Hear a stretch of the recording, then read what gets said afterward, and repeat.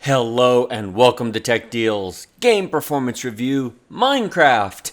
We're playing Minecraft today on the Intel Core i5-2400 second generation processor with 8GB of RAM installed and NVIDIA's GeForce GT 730 1GB dedicated gaming graphics card.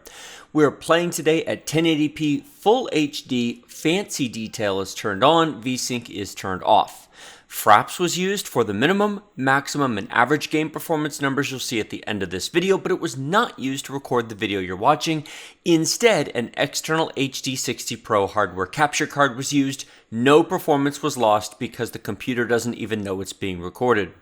The numbers in green at the top left corner of the screen are from Msi Afterburner, a free program that you can download from MSI, which will give you real-time information on what your computer is doing.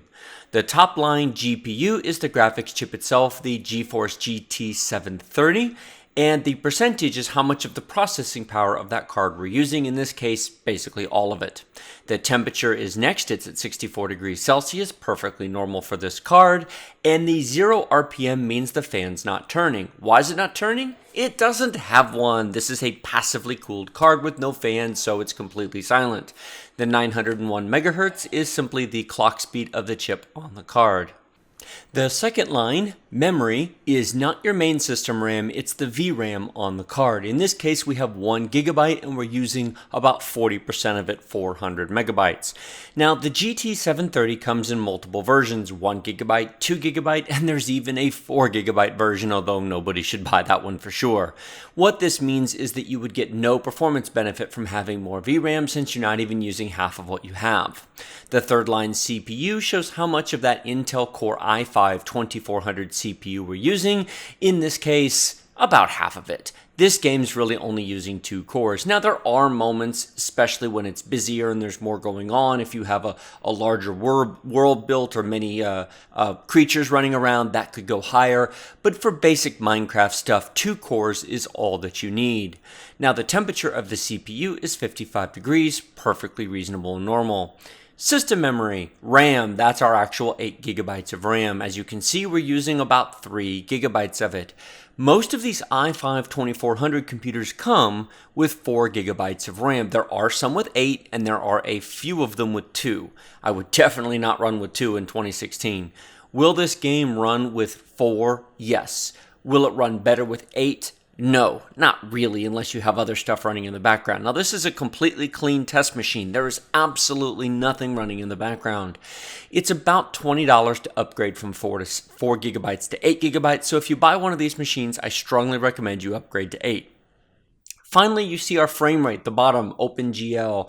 We are currently running, well, granted, I'm changing the render distance at the moment. I did run 2 different Fraps runs. You can see the Fraps counter in the upper right-hand corner. Now I'm going to hit F11 here in a second when it finishes drawing to start a second run. I'll show you both sets of numbers.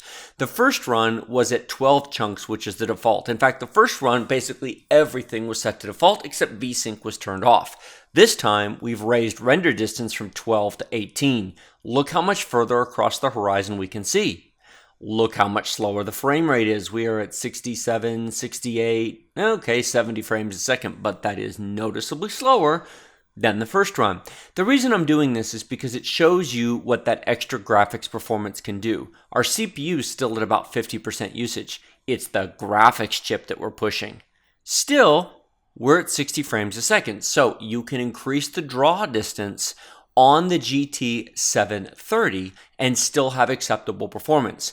If you were using the integrated graphics of the i5-2400, you could not be doing this. It would be running like a slideshow. Or if you had an older card, such as a GT 710 or 610 or older, you also would not be able to do this. The performance would be pretty bad. But the 730 is noticeably faster, and it can certainly do it. For a $50 graphics card, it's not a bad deal. $100 for the computer, $50 for the graphics card.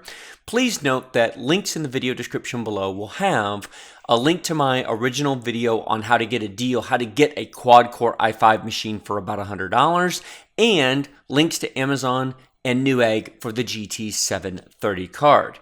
Now, there is also a link below to eBay where you get these machines for about $100, and that's where I bought this one. It's a really good deal, quite frankly. And if you're looking for a budget machine that can also play games such as this, that's what I recommend. And here we are at the results. With 12 chunks, which is the default setting, we averaged 122 frames per second.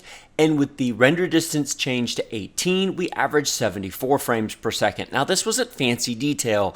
In my opinion, the difference between fancy and fast detail is pretty minor. So if you want to extend the distance to 18 chunks or even further, or if you have a very busy world with a lot of stuff going on, you can always change it to fast detail if you want some extra performance. Either way, it's completely playable. In fact, frankly, with 18 chunks, the only reason it was 74 frames a second and not higher is I'm in creative mode and I was way up in the air, able to see a huge amount of detail. If you're on the ground, it wouldn't impact performance that much. I'm trying to show you worst case scenario. Like this video if you like it. Don't if you don't. Remember to subscribe to my channel with the big huge red button right down below this video. Questions and comments in the comment section. And as always, check out the video description. All the links I mentioned before to eBay, Amazon, and Newegg, and to my other videos profiling this video card and this amazing computer deal with the i5-2400. Check those out, use them, and I'll be greatly appreciative. Thanks for watching. I'll see you guys next time.